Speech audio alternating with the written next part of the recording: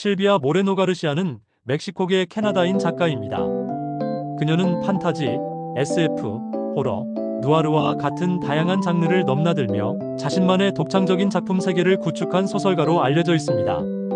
작가는 멕시코의 고유한 역사와 신화, 그리고 문화를 현대적인 감각으로 재해석하는 능력이 탁월합니다.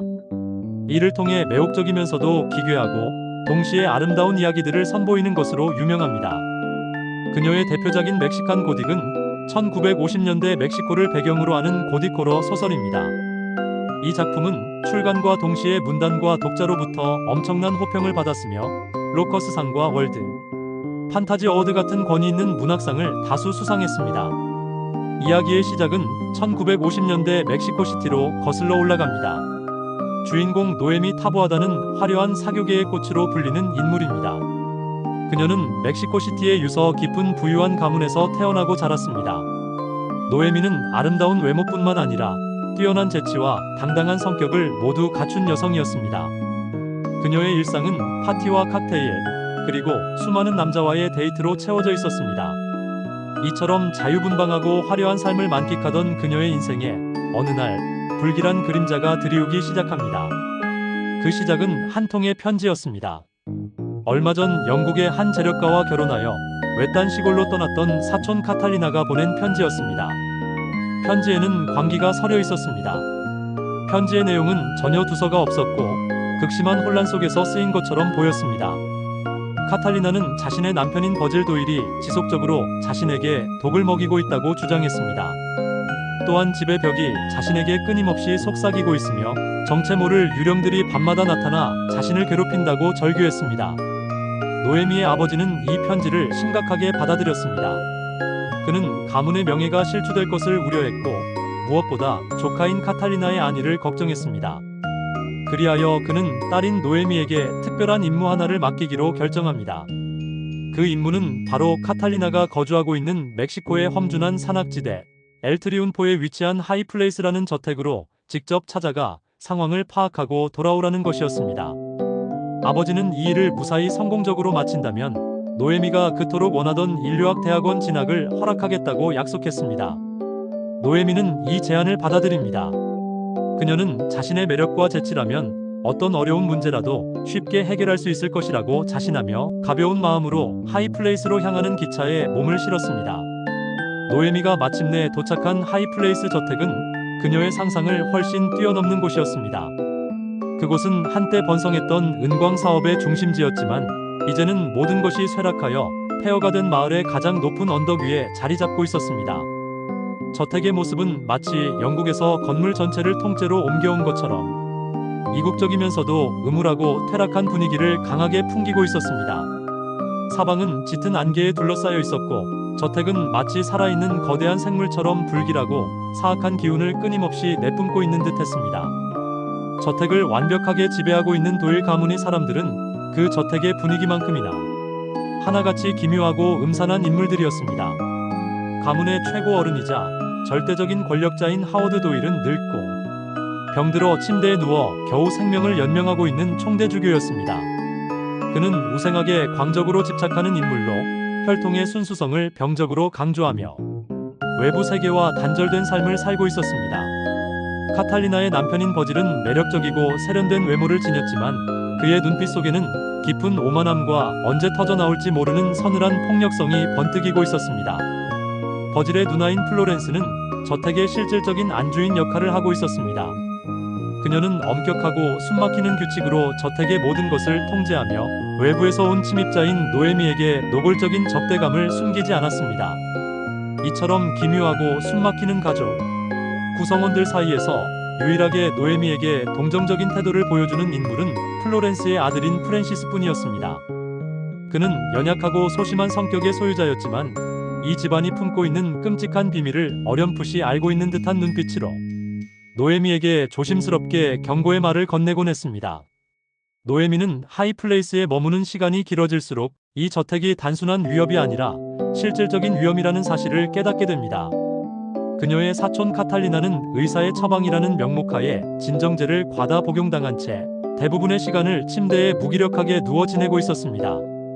그녀는 외부 자극에 거의 반응하지 못했으며 극심한 감정 기복을 보이며 불안정한 상태를 유지했습니다.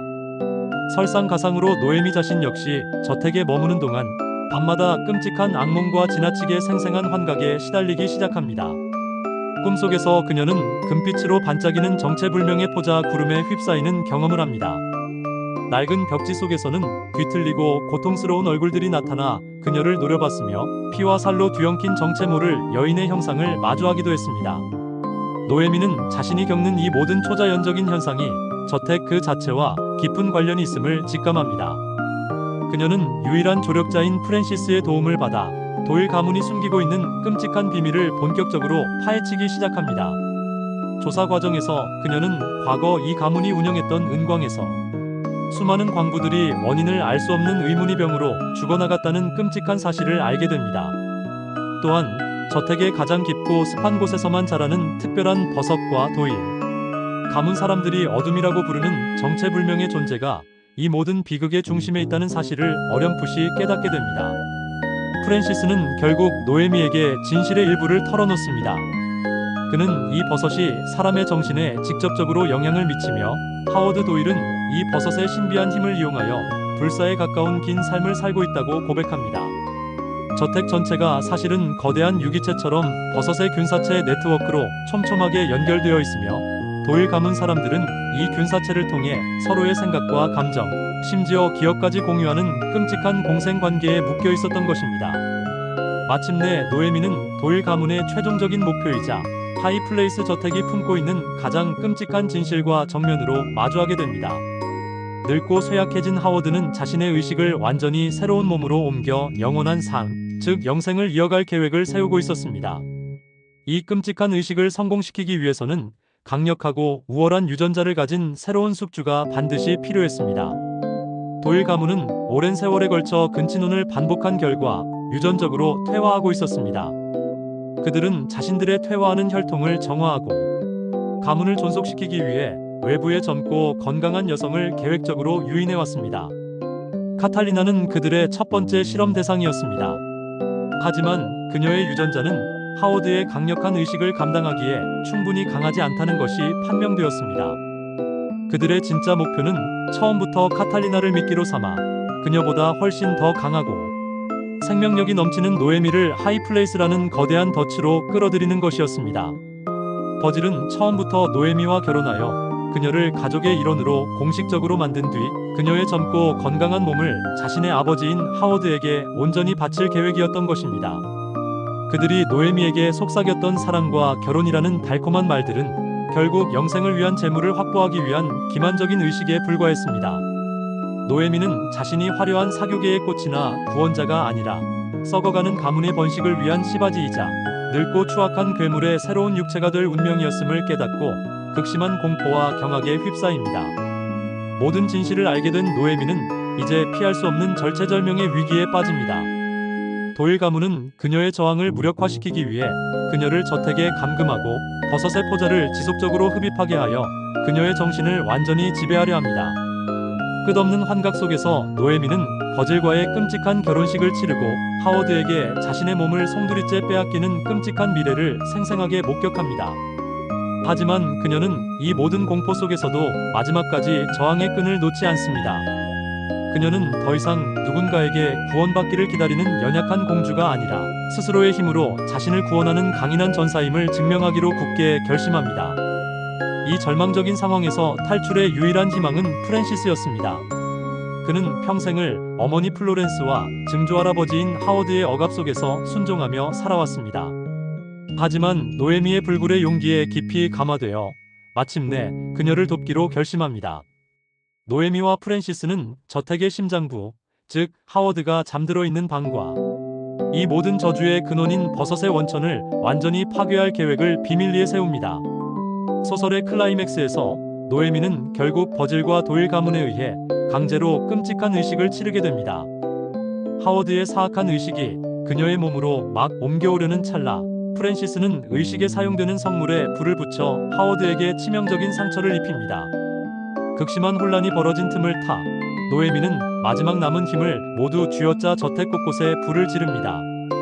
거대한 불길은 순식간에 썩어가던 저택과 그 안에 기생하던 균사체 네트워크를 남김없이 집어삼키며 모든 것을 정화하기 시작합니다.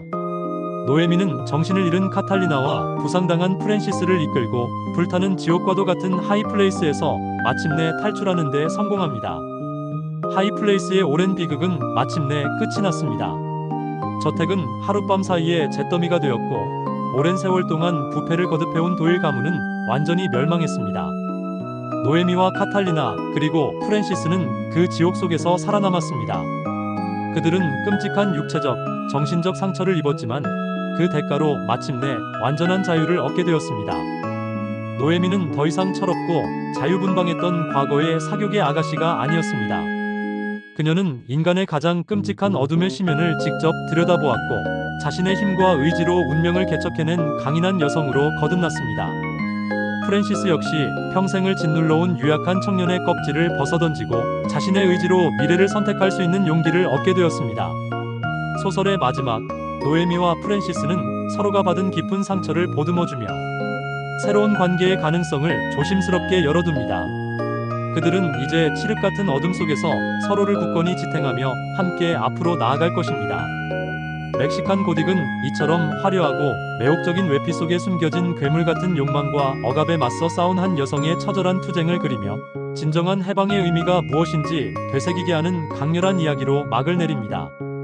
본 콘텐츠는 일반적인 건강 정보이며 전문적인 의학적 조언이나 진료를 대체할 수 없습니다.